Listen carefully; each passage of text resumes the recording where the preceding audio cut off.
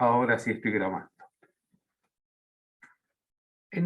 Lo primero que tenemos que hacer es plantear bien y tener bien claras las hipótesis sobre las cuales vamos a desarrollar esta bolilla, ¿sí? Entonces decía que era pequeñas oscilaciones.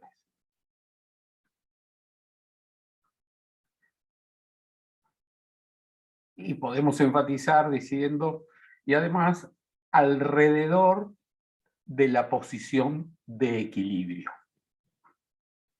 Entonces veamos eso. Voy a suponer que tengo una pared, un piso, como perfectamente, digamos, esta es la parte que me da soporte al problema, un piso perfectamente lubricado, sobre el cual puede desplazar horizontalmente una masa, ¿sí? Que la vamos a considerar como una partícula, aunque la dibuje así como un cuerpo rígido, ¿sí? Pero en principio con la hipótesis de partícula, que está vinculado a un punto fijo a través de un resorte de constante K. Entonces, ya sabemos qué pasa con esto, ¿sí? Que yo lo aparto de la posición de equilibrio, que es aquella para la cual el resorte no está ni estirado ni comprimido, lo que llamamos la longitud inicial del resorte.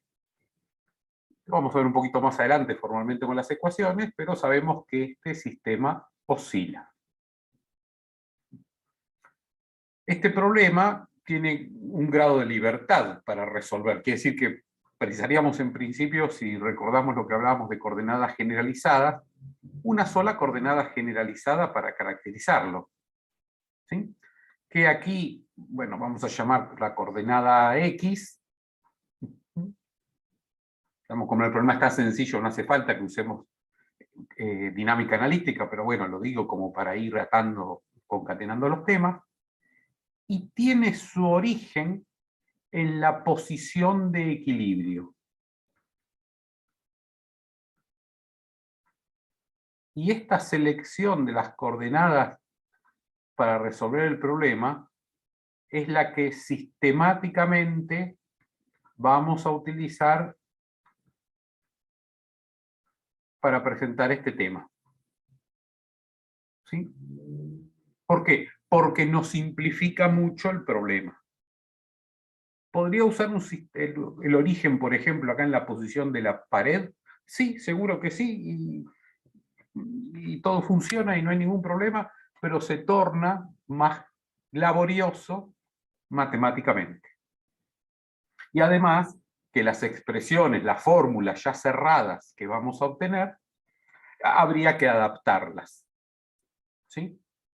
Entonces, es como que en este desarrollo decimos la posición de la masa, de la partícula, tiene su origen, ya sea en una o varias coordenadas, en el caso de sistemas de más de un grado de libertad, que vamos a hablar más adelante, siempre el origen, la coordenada 0, está en la posición de equilibrio. Entonces, es completamente equivalente, en ese marco, resolver este problema en el que la masa desliza horizontalmente, es decir, sabemos que acá hay que el efecto de la gravedad es nulo, ¿no? Porque está en todo momento en la dirección Y, digamos, el peso equilibrando la gravedad, la normal equilibrando el peso, y no pasa nada, y ahí queda, y ni siquiera lo analizamos. Uno podría decir, mira, el problema es distinto si yo ahora monto esto así, ¿no? Vertical. Acá tengo la masa M, acá el resorte K,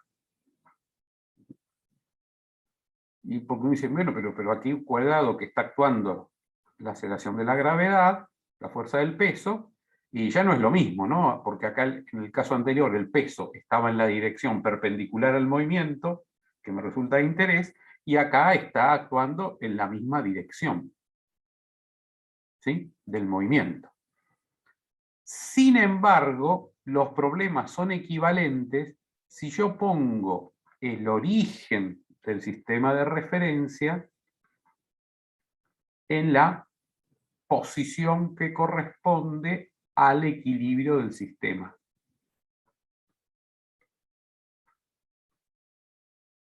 Es decir, lo que hago en este caso es,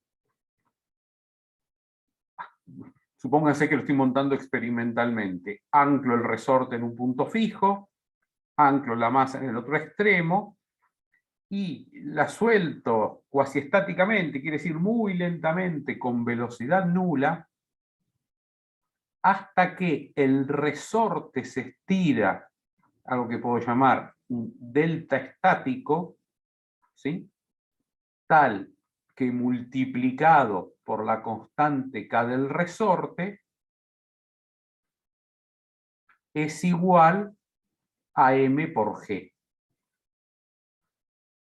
Es decir, si yo hago acá sumatoria de fuerzas en la dirección de X en la condición estática, tengo que la fuerza de restitución del resorte más el peso es igual a 0, ¿no? Uno va para arriba y otro va para abajo. Y esa es mi posición de equilibrio.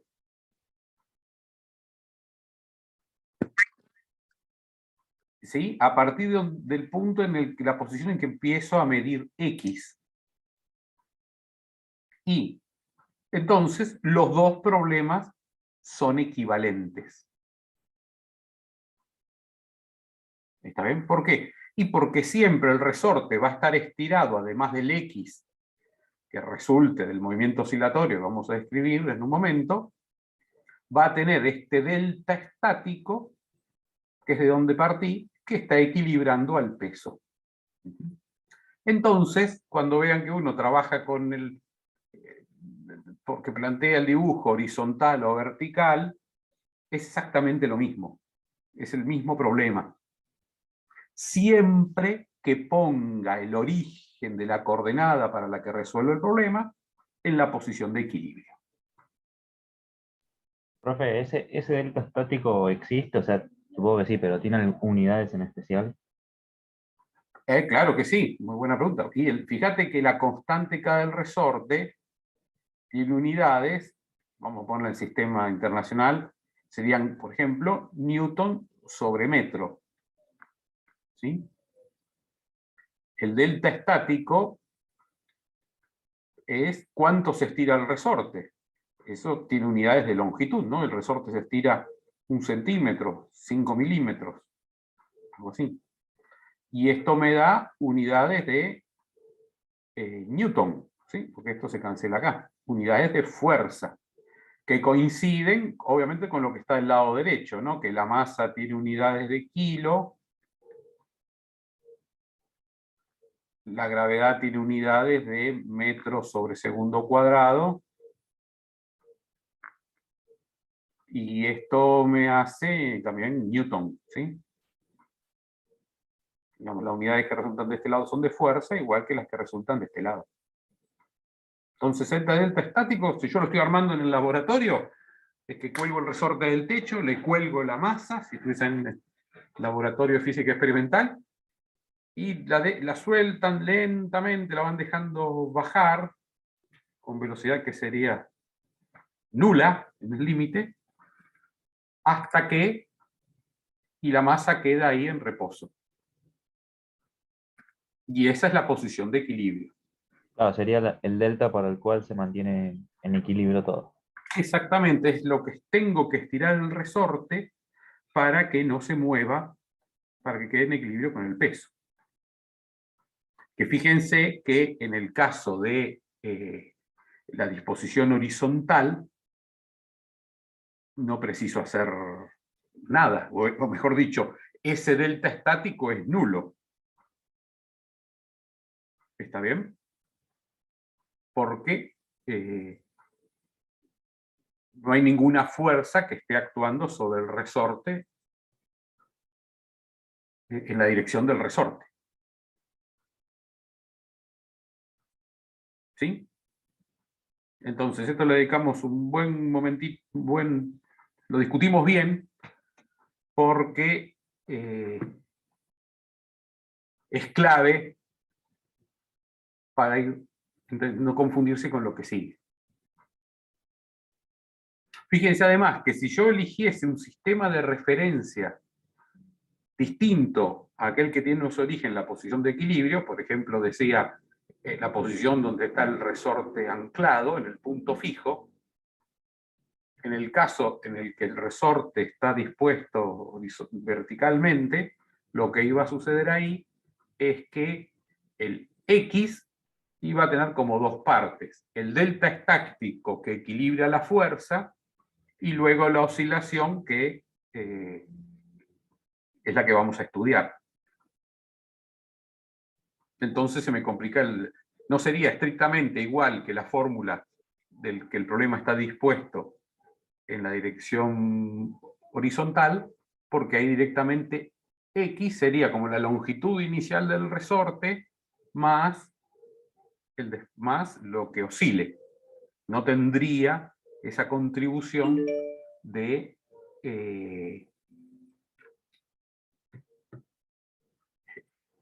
delta estático.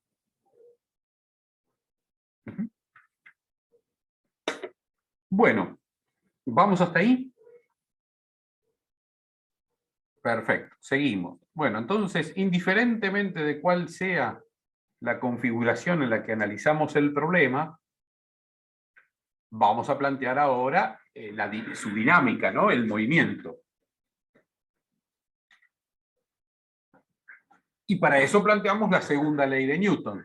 Tengo que hacer sumatoria de fuerzas en la dirección X, ¿sí? Sumatoria de fuerzas en la dirección X.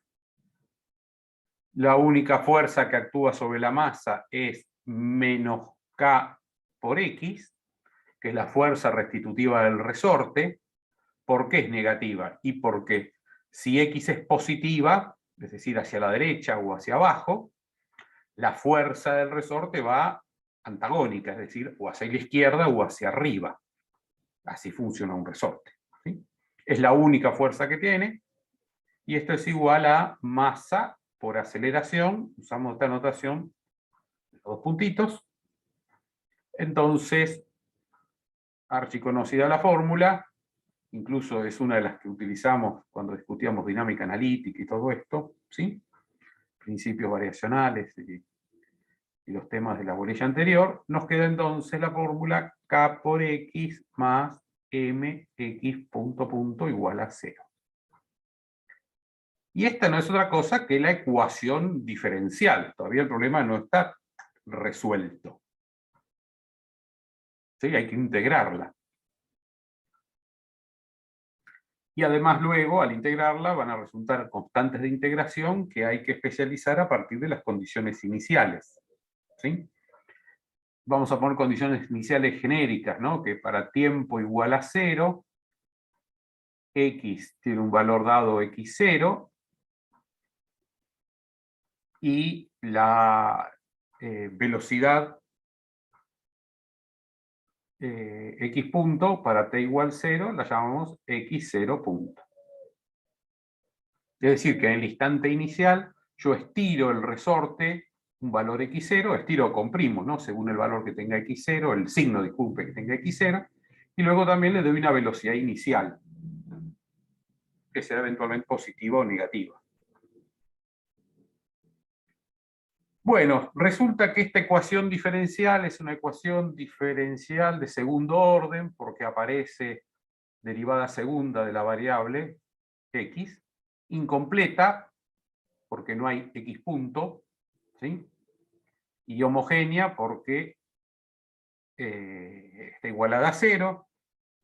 Si uno resuelve esto, le da que tiene raíces complejas, ¿no? Recuerden que hace la ecuación característica en la que asocia el orden del que está derivado x, ¿sí? Como si fuese una ecuación algebraica. Despeja las raíces, en este caso, como les decía, les da que son imaginarias. Entonces la fórmula general para ese caso es igual a por coseno de omega 0t más b por seno de omega 0t, donde omega 0 es la raíz de k sobre m. La forma clásica en que se plantea esta solución con estos cambios de variable. Entonces, miramos esto y lo que vemos es que lo que tenemos es un movimiento periódico que tiene velocidad angular omega 0 y velocidad angular constante. El movimiento va a ser periódico porque, sin importar cuánto valgan A y B, estoy sumando un seno más un coseno. Así que si sumo dos funciones periódicas me va a dar un movimiento periódico. No hay mucho misterio ahí. Me falta despejar, para tener la ecuación completa, los valores de A y B. Entonces, recurro a las condiciones iniciales. ¿Y qué es lo que tengo? Bueno, cuando t igual a 0, x vale x0. Entonces pongo x0 es igual, reemplazo acá t igual 0, lo que ocurre es que el coseno de 0 me va a dar 1, y me queda x0 igual a, y el seno de 0 es 0, así que aquí despejé la primera de las constantes de integración. In the documentary One Child Nation, out now in select theaters and later this year on Amazon, director Nanfu Wang revisits her experience. No sé si alguien me está traduciendo, pero no fui yo ese. Bueno, ahora hacemos para t igual 0 con la derivada, ¿sí? Entonces, ¿qué es lo que me va a quedar? Para t igual 0 y especializo. Entonces, primero derivo para tener la expresión de la velocidad y me va a quedar a por omega por el seno de omega 0t, y la derivada del coseno es el menos seno, así que aquí me queda negativo, y además aquí me queda b por omega 0 por coseno de omega t, ¿sí? Sabemos que esta a es igual a x0, ¿sí? Pero de todas formas, esto es más sencillo porque ahora me queda x0 punto es igual, cuando lo especializo para t igual 0, el término, el primero se cancela, el otro coseno de omega t da 1, ¿sí? Entonces me queda b por omega 0, y de ahí despejo que b es igual a x0 punto sobre omega 0. Y aquí tengo la expresión de la segunda constante. Bueno, entonces, en este punto tenemos dos conceptos importantes que se deducen de estas cuentas que acabamos de hacer. El primero es el siguiente. Cuando yo tengo un sistema masa-resorte, resulta que va el movimiento de ese sistema, ¿sí? La ecuación horaria, va a ser siempre un movimiento periódico cuya velocidad angular, o a veces le llamamos pulsación, es la raíz cuadrada de k sobre m.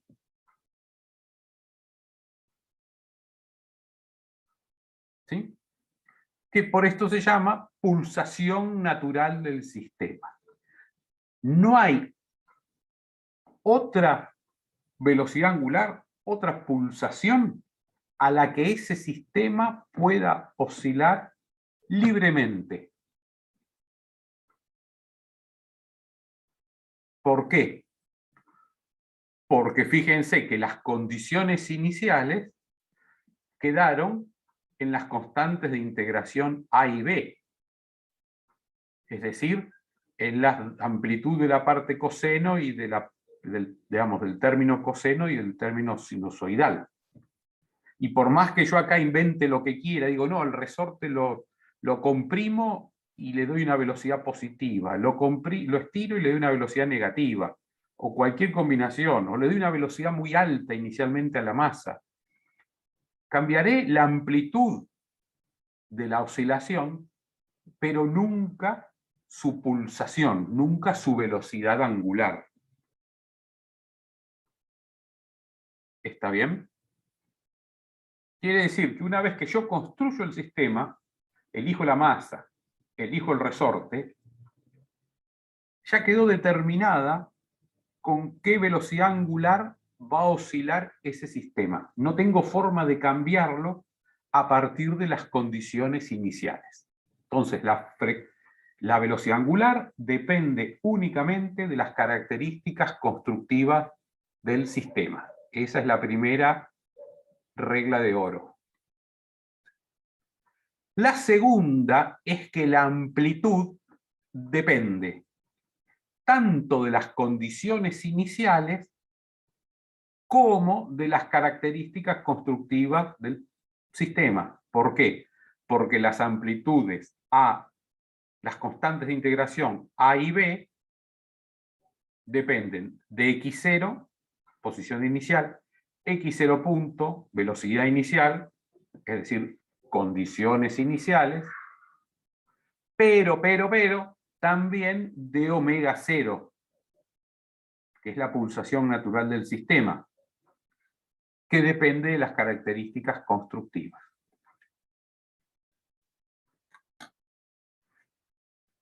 ¿Sí?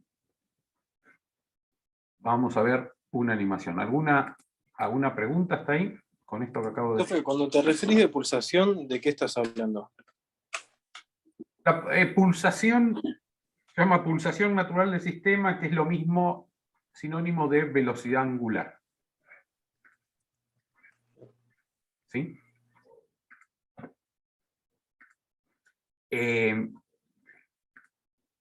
Muy asociado a ese concepto está el de frecuencia. Lo que pasa que para trabajarlo como frecuencia hay que afectarlo por 1/2π. ¿Está bien? Entonces es normal llamarlo pulsación, pero ahí lo encontré. ¿Sí? Es la velocidad angular que ahora vamos a discutirlo un poquito más. Entonces, acá tengo una animación de un caso con working model. ¿Sí? Entonces aquí vemos graficados, en función del tiempo, en azul la posición. Fíjense que para la condición inicial, que era una posición menor que 0 y la velocidad inicial 0, nula, tenemos que, espera, no puedo mover el mouse, tenemos que, la posición inicial, la curva azul, esto es x0, la curva que es negativo, la velocidad inicial es nula, por lo que la curva roja arranca de 0, y luego la aceleración, que está en verde, bueno, va a ser la derivada segunda de x, que va a depender de a por omega cuadrado por coseno más b omega cuadrado por seno, ¿sí? Va antagónica, ¿sí?, a la posición. ¿Y por qué? Y porque la fuerza del resorte es igual a la masa por la aceleración, ¿verdad? La segunda ley de Newton. Si yo tengo la posición, sabemos que habíamos escrito que menos k por x es igual a masa por aceleración. Entonces, es claro que la aceleración es la posición con el signo cambiado, bueno, por un factor que será masa sobre la constante elástica. Entonces, fíjense que las tres magnitudes varían de forma periódica.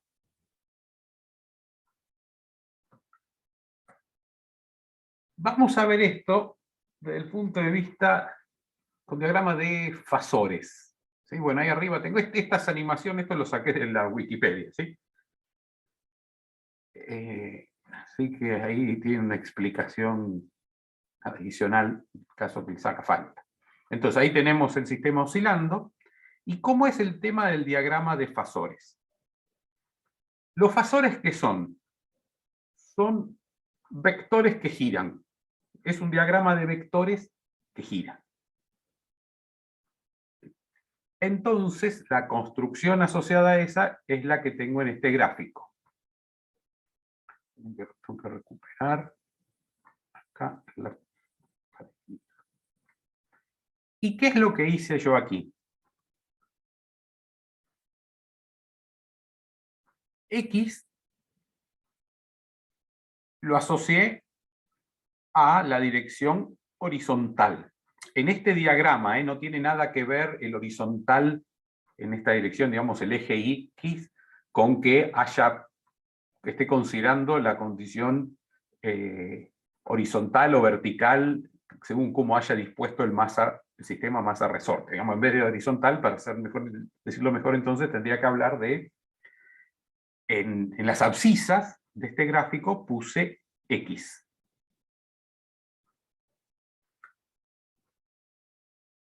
Luego, este vector que está aquí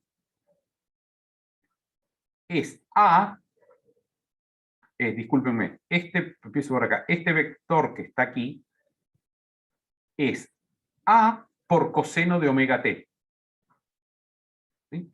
Recuerden ustedes de la fórmula que teníamos, X es igual a por coseno de omega 0t, vamos a poner paréntesis, más B por el seno de omega 0t. Y habíamos visto que A resulta igual a x0 y B es igual a x0 punto sobre omega 0. Entonces, si en la escala del gráfico yo trazo este vector de módulo x0 y luego digo que la orientación de ese vector corresponde al ángulo omega 0 por t, su proyección en el eje horizontal va a ser módulo de x0 por coseno de omega t. Entonces, tengo acá este pedacito, esta proyección, que es el primer término de esta ecuación. Algo similar hago con el segundo término. Tengo b por seno de omega 0t. b es x0 punto sobre omega 0. Lo asocio a este vector y yo sé que el coseno como que atrasa en 90 grados al seno, ¿sí? Así que lo hago acá, un ángulo recto 90 grados atrasado, ¿sí? Entonces B por seno de omega 0t es la proyección de esto aquí.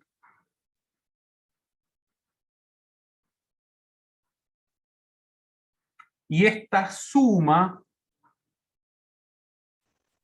va a ser X. Que en este caso, bueno, poco feliz, me quedó prácticamente 0.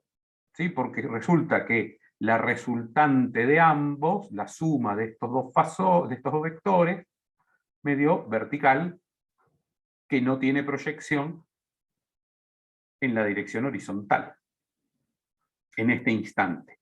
¿Por qué digo en este instante? Porque este sistema está rotando. Por estos vectores los llamo, que estoy haciendo un diagrama fasorial, porque este sistema está rotando con velocidad omega 0, y este ángulo va siendo omega 0 por t. Entonces, en esta foto que saqué, justo la suma da 0. ¿Sí? Entonces, si yo ahora quiero escribir todo esto, digamos, una expresión alternativa, ¿cuál sería? De x.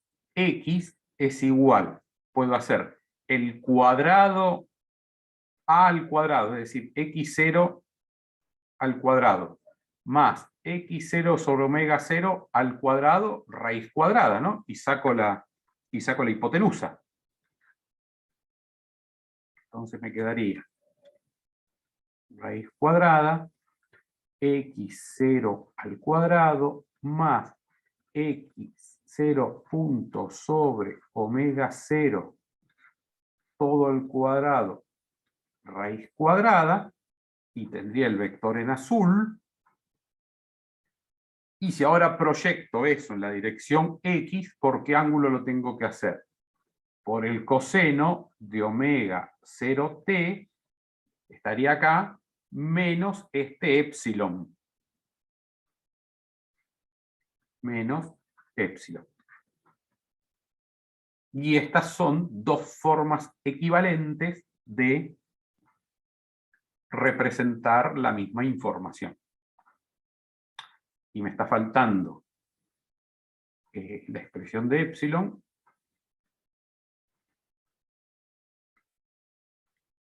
Perdí el cursor. Que sería epsilon es igual a...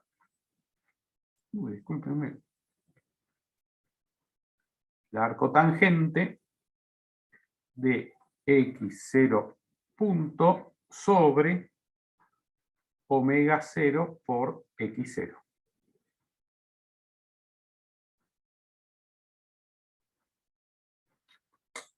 ¿Y cómo es esto cuando está moviéndose el diagrama de fasores? Bueno,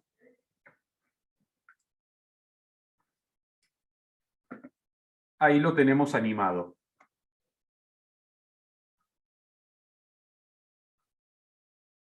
Entonces, el vector azul, ¿sí?, tiene módulo x0 cuadrado más x.0 más, digamos, a cuadrado más b cuadrado raíz cuadrada, ¿no? El vector azul en ese diagrama de fasores es el mismo que yo hice azul en mi gráfico. Si luego le hago la derivada con las expresiones que veíamos en la pizarrita para tener la velocidad, tengo el vector, el fasor rojo, que ahí va girando, y me traza la curva de la velocidad en función del tiempo. Y si lo vuelvo a derivar, tengo el de la aceleración. Y fíjense que la velocidad está desfasada 90 grados con respecto a la posición, y la aceleración está desfasada a lo que serían 180 grados, o lo que se dice, va en contrafase con la posición, por lo que también lo discutía hace unos instantes.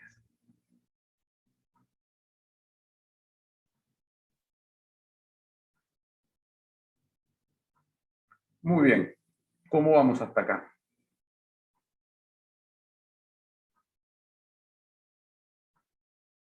Bien, todo bien. Bien, se entiende. ¿Se entiende? Entonces, no es ningún misterio. La ecuación es x igual a coseno omega t, más b seno omega t, la derivan una vez para tener la velocidad en función del tiempo, dos veces para tener la aceleración en función del tiempo, pero resulta que luego tenemos esta representación alternativa con diagramas fasoriales que son muy usados. Bueno, hay gente, muchos de ustedes son de electromecánica y que usan esta materia en cuarto año, luego de haber visto ya materias de electrotecnia, y ahí estarán ya familiarizados con estos diagramas fasoriales, sabrán manejar mejor que yo, digamos, que porque en mecánica no son tan, no los usamos tanto, ¿sí? Lo que es interesante recalcar de esto es que este desfasaje entre la posición, la velocidad y la aceleración va a ser útil un poquito más adelante cuando nos preocupemos por el cálculo de la fuerza en el punto de anclaje del resorte.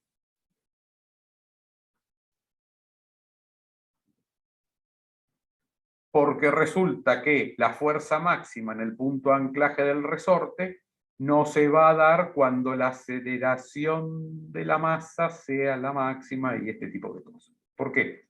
Porque están desfasadas en el tiempo. Son tres curvas periódicas, posición, velocidad y aceleración, de las mismas características, pero desfasadas en el tiempo. Cuando tengamos que analizarlas independientemente o sus contribuciones de a una para analizar fuerza transmitida, etcétera, es importante visualizar de alguna forma estos, en qué momento, digamos, ese desfasaje. Pero bueno, no me adelanto con eso. Bueno, entonces aquí tenemos la oscilación libre de un grado de libertad, como te decía, conceptos que tienen que quedar marcados a fuego. La velocidad asociada al movimiento oscilatorio, que también lo llamamos pulsación, depende únicamente de las características constructivas del problema. ¿Sí? Mientras que la amplitud depende tanto de las características constructivas del sistema como de las condiciones iniciales.